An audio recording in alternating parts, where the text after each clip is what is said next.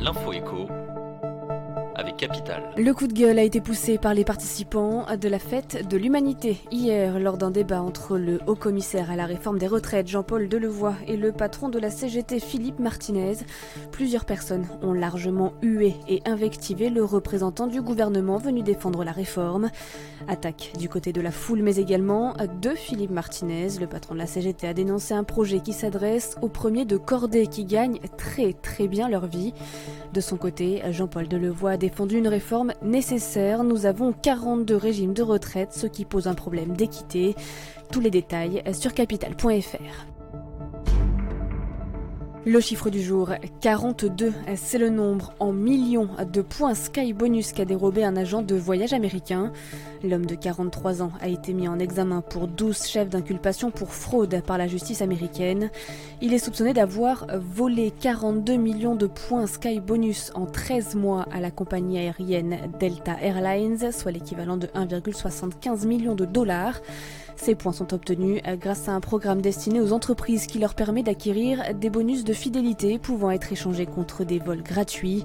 Ces programmes font souvent l'objet de détournements, mais les fraudes n'avaient jamais atteint une telle ampleur. Retrouvez tous les détails sur capital.fr.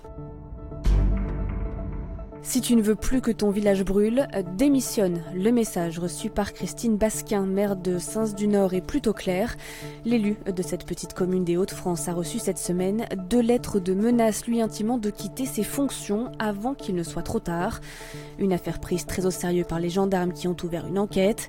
Il faut dire que le village a été touché par une série d'incendies. La semaine dernière, 3 habitations ont été détruites à cause d'un feu de poubelle qui s'est propagé. Il y a 2 semaines, c'est un chalet qui a été ravagé par les flammes sur le terrain de pétanque.